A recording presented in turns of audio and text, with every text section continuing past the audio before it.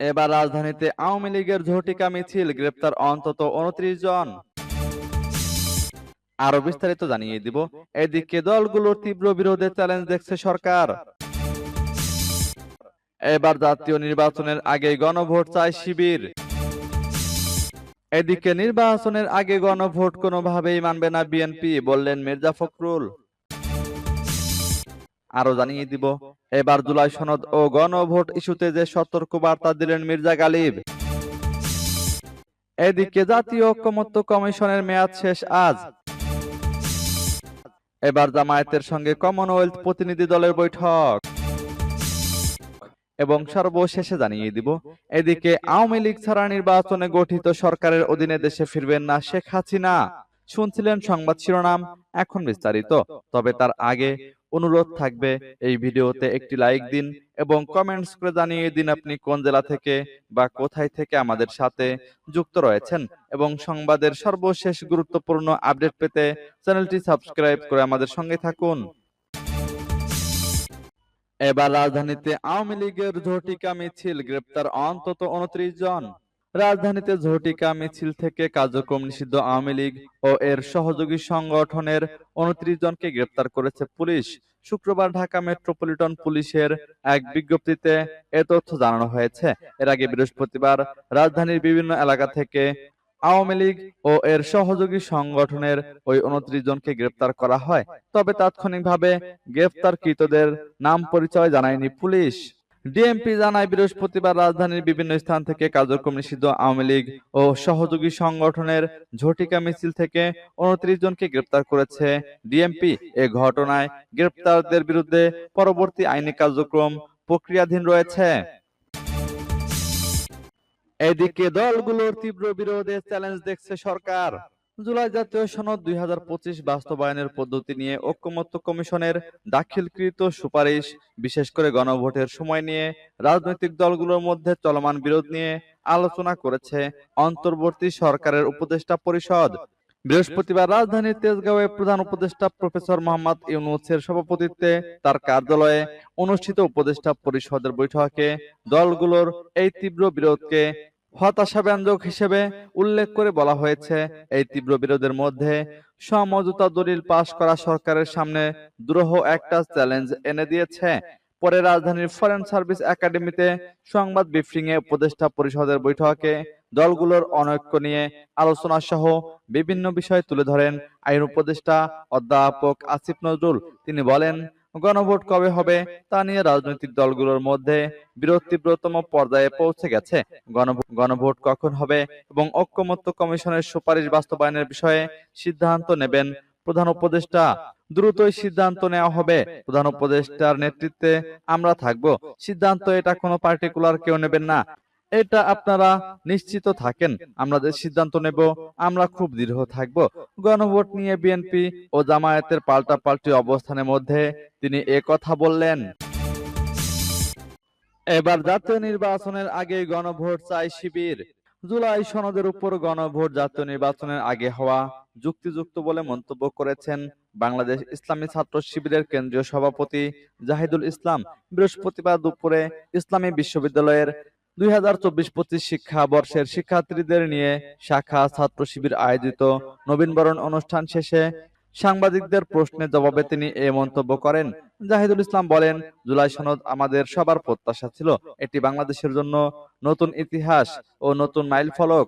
এই সনদকে আইনি ভিত্তি দেওয়ার জন্য অবশ্যই গণভোট আয়োজন করা দরকার। তিনি বলেন, যদিও এটি অর্ডিন্যান্সের মাধ্যমে করা হয়, কিন্তু বাংলাদেশের বাস্তবতা হলো একটি অর্ডিন্যান্স অন্য একটি দল এসে আবার পাল্টে ফেলে।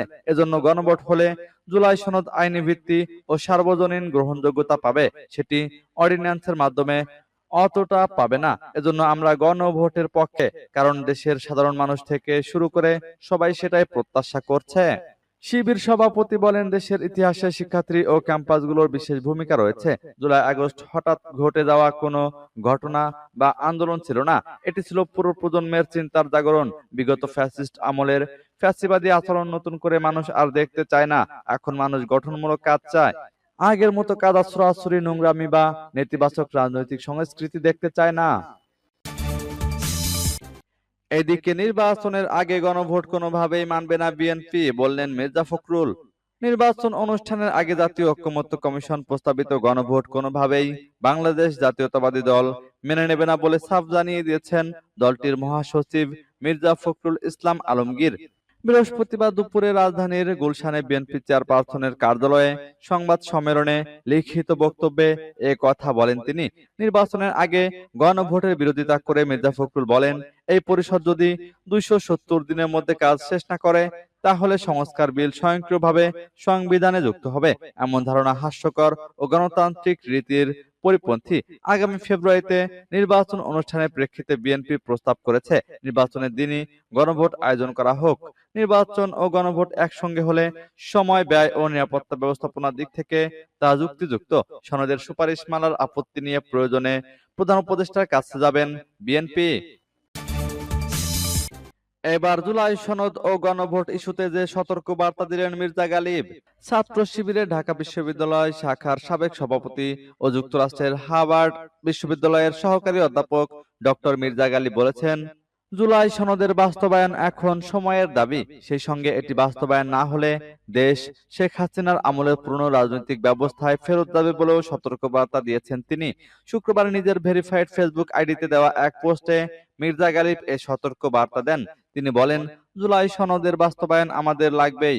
এটা না হইলে আমরা ফেরত যাব হাসিনার আমলের সিস্টেমে। এই সিস্টেমে হাসিনা এসে আবার দাবি করতে পারবে যে সে নিজে অবৈধ ছিল না, বরং তার বিপক্ষে যে আন্দোলন হয়েছে সেই আন্দোলনই অবৈধ ছিল। ডক্টর গালিব বলেন, জুলাই সনদের বাস্তবায়ন কোনো নির্দিষ্ট রাজনৈতিক দলের ইচ্ছার উপর ছেড়ে দেওয়া যাবে না। এটি হতে হবে জনগণের সামষ্টিক ইচ্ছার প্রতিফলন, আর সেই প্রতিফলন ঘটানোর একমাত্র পদ্ধতি হলো গণভোট। তার মতে এই গণভোটের রায় পরবর্তী সংসদের উপর বাধ্যতামূলক বা বাইন্ডিং হতে হবে। নতুন সংসদকে এই জনরায় বাস্তবায়ন করতে বাধ্য থাকতে হবে। এদিকে জাতীয় ঐকমত্য কমিশনের মেয়াদ শেষ আজ। অন্তর্বর্তী সরকারের প্রধান উপদেষ্টা অধ্যাপক মোহাম্মদ ইউনূসকে সভাপতি করে চলতি বছরের 12ই ফেব্রুয়ারি গঠিত জাতীয় ঐকমত্য কমিশনের মেয়াদ শুক্রবার শেষ হচ্ছে। এই কমিশনের সহসভাপতির দায়িত্ব পালন করেছেন সংবিধান সংস্কার কমিশনের প্রধান অধ্যাপক আলী রিয়াজ। মূলত আগামী নির্বাচন সামনে রেখে নির্বাচন ব্যবস্থা, পুলিশ, বিচার বিভাগ, জনপ্রশাসন, সংবিধান ও দুর্নীতি দমন বিষয়ে গঠিত বিভিন্ন সংস্কার কমিশনের সুপারিশ বিবেচনা ও গ্রহণের লক্ষ্যে জাতীয় ঐকমত্য গঠনের জন্য রাজনৈতিক দল ও শক্তিগুলোর সঙ্গে আলোচনা করাই ছিল এই কমিশনের প্রধান কাজ। প্রধান উপদেষ্টা মোহাম্মদ ইউনূসের নেতৃত্বে গঠিত এই কমিশনকে প্রাথমিকভাবে প্রতিবেদন দাখিলের জন্য 6 মাস দেওয়া হয়েছিল। সেই হিসেবে গত 15ই আগস্ট এই কমিশনের মেয়াদ শেষ হওয়ার কথা ছিল, কিন্তু কার্যক্রম শেষ না হওয়ায় এর আগে 2 দফায় 1 মাস করে মেয়াদ বাড়ানো হয়। সর্বশেষ 3য় দফায় কমিশনের মেয়াদ 15 দিন বাড়িয়ে আজ 31 অক্টোবর পর্যন্ত করা হয়। এবার বাংলাদেশ জামায়াতের সঙ্গে কমনওয়েলথ প্রতিনিধি দলের বৈঠক। আসন্ন ত্রয়োদশ জাতীয় সংসদ নির্বাচনকে সামনে রেখে বাংলাদেশ জামায়াত ইসলামীর নেতৃবৃন্দের সঙ্গে বৈঠক করেছে কমনওয়েলথের একটি প্রতিনিধি দল। বুধবার সকালে রাজধানীর মগবাজারস্থ জামায়াতের কেন্দ্রীয় কার্যালয়ে এ বৈঠক অনুষ্ঠিত হয়। কমনওয়েলথ প্রতিনিধি দলের নেতৃত্ব দেন সংস্থাটির ইলেকটোরাল সাপোর্ট শাখার উপদেষ্টা ও প্রি ইলেকশন অ্যাসেসমেন্ট প্রধান লিনফোর্ড অ্যান্ড্রুজ। তার সঙ্গে ছিলেন ডক্টর দিনুষা পণ্ডিত রত্ন, মিসেস ন্যান্সি কানিয়াগো, মিস্টার সার্থক রায় এবং মিসেস ম্যাডোনা লিন্স। বৈঠকটি অনুষ্ঠিত হয় আন্তরিক ও সৌহার্দ্যপূর্ণ পরিবেশে। এতে বাংলাদেশের আসন্ন জাতীয় নির্বাচন, গণতন্ত্রকে টেকসইকরণ, সাংবিধানিক ও গণতান্ত্রিক প্রতিষ্ঠানসমূহের সক্ষমতা বৃদ্ধি এবং অবাধ, সুষ্ঠু ও অংশগ্রহণমূলক নির্বাচন আয়োজনের অগ্রগতি নিয়ে বিস্তারিত আলোচনা হয়। বৈঠকে নির্বাচনের লেভেল প্লেইং ফিল্ড, রাজনৈতিক পরিবেশ ও আইন শৃঙ্খলা পরিস্থিতি নিয়েও মত বিনিময় হয়। প্রতিনিধি দল জানায়, আগামী জাতীয় নির্বাচনে কমনওয়েলথ একটি পর্যবেক্ষক দল পাঠানোর পরিকল্পনা করেছে। এদিকে আওয়ামী লীগ ছাড়া নির্বাচনে গঠিত সরকারের অধীনে দেশে ফিরবেন না শেখ হাসিনা। নির্বাহী আদেশে কার্যক্রম নিষিদ্ধ থাকা আওয়ামী লীগকে বাদ দিয়ে দেশে কোনো নির্বাচন হলে সেই নির্বাচনে গঠিত কোনো সরকারের অধীনে দেশে ফিরবেন না জুলাই গণঅভ্যুত্থানে ভারতে পালিয়ে যাওয়া সাবেক প্রধানমন্ত্রী শেখ হাসিনা। বুধবার আন্তর্জাতিক বার্তা সংস্থা রয়টার্সকে দেওয়া এক সাক্ষাৎকারে শেখ হাসিনা বলেন, এমনটি হলে তিনি ভারতেই থাকবেন।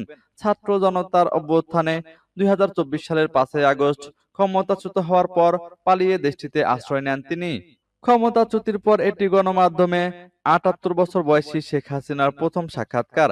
এতে তিনি বলেন, আওয়ামী লীগ আগামী বছরে জাতীয় নির্বাচনে অংশ নিতে না দেওয়া হলে তার দলের লাখো সমর্থক ভোট বর্জন করবে। শেখ হাসিনার ক্ষমতাচ্যুতির পর নোবেলজয়ী ডক্টর মোহাম্মদ ইউনূসের নেতৃত্বে অন্তর্বর্তীকালীন সরকার দেশ পরিচালনা করছে। সরকার আগামী ফেব্রুয়ারিতে জাতীয় নির্বাচন আয়োজনের অঙ্গীকার করেছে এবং সে অনুযায়ী আজ প্রধান উপদেষ্টার প্রেস সচিব শফিকুল আলম জানিয়েছেন, আগামী ডিসেম্বর মাসের প্রথম সপ্তাহে জাতীয় নির্বাচনের তারিখ ঘোষণা করতে পারে নির্বাচন কমিশন।